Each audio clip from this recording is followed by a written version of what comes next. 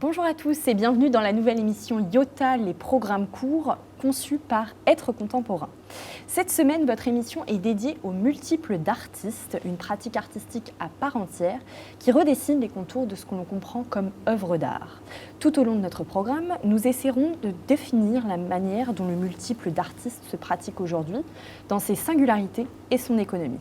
Avec nous en plateau pour en parler, trois invités, trois artistes. Nous avons d'abord Joël Naïm. Bonjour. Tu es artiste, tu écris, tu peins, tu fais des films. Nous avons avec nous aussi Sally Sangaré. Bonjour. Tu es artiste peintre, tu fais aussi de la sérigraphie. En peinture, tu te concentres sur les portraits, en sérigraphie sur les motifs et le métissage pour faire écho à ta double identité Côte d'Ivoire, France. Vincent qui est avec nous, Vincent Dalbera. Bonjour. Bonjour, tu es photographe du quotidien, tu te concentres sur l'architecture en ville, mais aussi la nature en ville, que l'on a tendance parfois à oublier. Alors, la première question que je vais vous poser, c'est ce pourquoi nous sommes là aujourd'hui. Qu'est-ce que le multiple d'artistes ? Est-ce que vous pouvez essayer de m'ébaucher une petite définition, Joël ? Une œuvre originale, produite en plusieurs exemplaires, mais toujours en étant original, en restant original. Et une technique qui permet d'explorer le rapport entre l'art et la technique, justement, et qui permet de désacraliser l'art et de le démocratiser, de le rendre plus accessible. Sally, c'est une dimension, la désacralisation de l'art qui parle à votre cœur, j'imagine. Exactement. Comment tu abordes le multiple d'artistes ? Dans mon travail, c'est surtout avec la sérigraphie. J'utilise la sérigraphie parce qu'on peut la reproduire plusieurs fois et ça me permet de l'amener au public que je veux toucher. Ça me permet d'établir un dialogue avec les gens dont je parle et avec qui je veux parler. Alors Vincent, toi, le multiple, c'est la photographie, ton médium. Est-ce que tu peux nous en dire un petit peu plus ? Voilà, je rejoins Joël et Sally sur l'accessibilité. Et donc en photo, c'est en soi un multiple puisqu'on a un négatif et qu'on fait ensuite des tirages à partir de ce négatif. Et donc voilà, ça permet de partager un regard qui est... On dit que c'est un regard mécanique, mais justement c'est au-delà de la main du peintre par exemple. On est dans une autre dimension, on photographie un espace. Et on le partage aux autres. Alors, chacun, vous avez votre technique, photographie, sérigraphie. Joël, quelle est ta technique de prédilection ?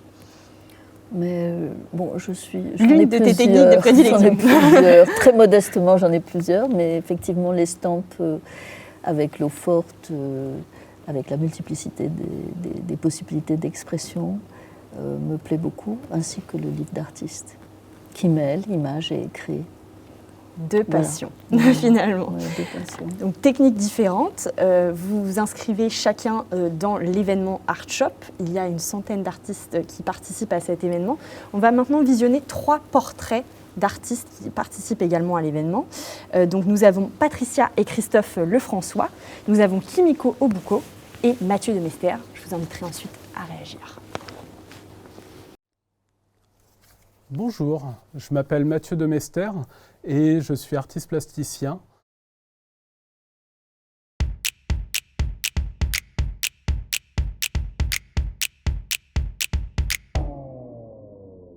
Diplômé des Beaux-Arts de Paris en 2022, aujourd'hui je travaille principalement autour de la sculpture, à la fois des éléments en fer forgé comme ça, comme des crustacés par exemple, qui vont être confrontés à des pièces plutôt en plâtre, plutôt dans des tons assez pastels, donc qui font office et écho à des éléments très organiques. Et donc pour Art Shop Gallery organisée par Être Contemporain, je propose une série de gravures que je réaliserai avec Paul Curti. Ils seront plutôt des gravures qui mettront en avant des jouets d'enfants mêlés avec un style de dessin enfantin. Ce qui m'intéresse en tant qu'artiste dans le milieu de l'art, en fait, c'est d'être confronté à des univers vraiment très personnels en fonction de chaque artiste. Je m'appelle Kimiko Okubo, artiste peintre japonaise.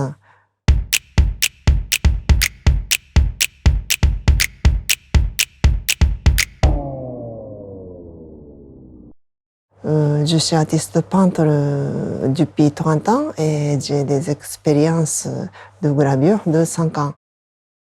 Alors, cette fois-ci, j'expose mes 3 gravures. Et le premier, c'est un Tunisien qui fume. Et le deuxième, c'est le lac d'Annecy, où des gens se détendent devant la montagne. Et le troisième, c'est une vue d'Arban de mon pays natal japonais. Je choisis ces paysages, c'est une intuition, mais j'ai certitude que je vais découvrir quelque chose, peut-être des pensées, une sorte de philosophie. Je m'appelle Patricia Dizola et je suis artiste plasticienne. Je m'appelle Christophe Lefrançois, je suis artiste plasticien. Donc nous travaillons ensemble depuis 1998 sous l'appellation H24.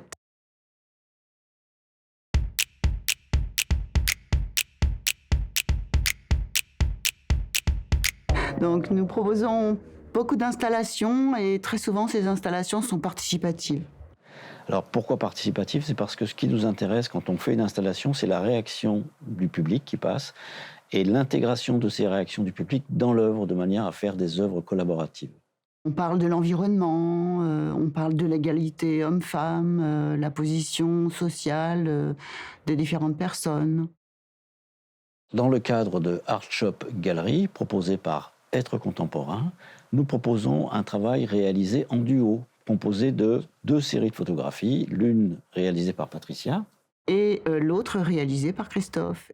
Elles dialoguent ensemble à partir des photos de Patricia qui sont prises sur ces installations et qui sont prises également, pour moi, à partir de cartons d'emballage. Le titre de ce travail, c'est « Dis-toi que je t'aime ». Alors nous venons de regarder ensemble les 3 portraits d'artistes. Nous avons H24, Patricia Dizola et Christophe Lefrançois, le travail de sérigraphie de Kimiko Obuko et le plasticien Mathieu de Mester. Parmi ces 3 portraits d'artistes, il y a des similitudes avec votre travail. Où est-ce que vous avez vu des connexions? Joël? Moi, j'aime beaucoup le couple parce qu'ils collaborent ensemble. C'est deux artistes qui vivent ensemble, comme ça arrive souvent dans le monde de l'art. Il y a des couples très connus. Et j'aime bien le travail de l'amour et l'amour du travail. Là, je cite Godard, qui est un de mes grands-pères spirituels. Voilà. De la poésie. Sally, pour vous? Alors, je me reconnais forcément dans la sérigraphie, mais aussi je me sens un peu connectée au travail du couple H24 qui parle d'interagir avec le public. Et c'est ça que j'aime. Quand je parle de métissage dans mes motifs, c'est ça en fait. On a toute notre manière d'être influencés par nos doubles cultures. Du coup, c'est dans ce sens-là que je me sens connectée avec eux. Il y a un côté social de leur art Exactement. Qui parle aussi au tien. Vincent, de ton côté, quel artiste t'a le plus marqué dans ces 3 portraits? Alors, tous les artistes me parlent. Kimiko, j'aime bien les cadrages de ses dessins. Je trouve que c'est très photographique. La scène du Tunisien avec la fumée, ça pourrait être une photo. Et j'aime beaucoup aussi le travail de Mathieu où il parle de la personnalité de l'artiste, de son univers et donc sa sculpture qui est aérienne et puis son travail aussi avec les personnages qui s'adresse peut-être aux enfants, qui donne un côté joyeux à son travail. Donc c'est bien, c'est accessible. En tout cas, ça m'intéresse. Tu parlais de la personnalité de l'artiste et c'est vrai que dans le multiple, la singularité de l'artiste s'exprime beaucoup. On a compris avec vos interventions que si on devait ébaucher une première définition du multiple, ça serait de dire que l'artiste conçoit son œuvre comme des originaux qui sont identiques, mais qui sont produits en plusieurs exemplaires. Les exemplaires sont édités de manière limitée et sont souvent numérotés. Mais qu'est-ce qui différencie le multiple, comme la sérigraphie par exemple, de la simple reproduction? La main de l'artiste, son esprit et le tirage limité. La reproduction est une pure technique et va plutôt du côté de l'industrialisation. Et voilà.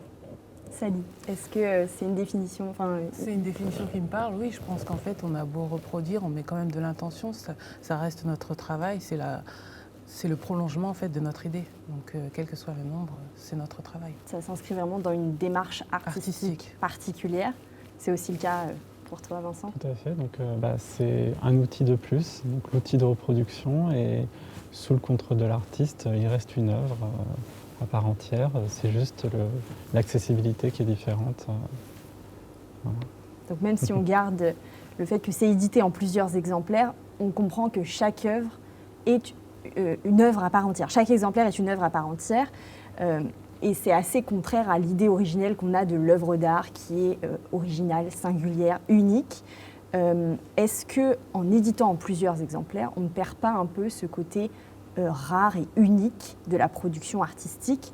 Finalement, comment est-ce qu'on fait le choix du bon nombre de tirages pour respecter ce caractère unique et rare de l'œuvre d'art?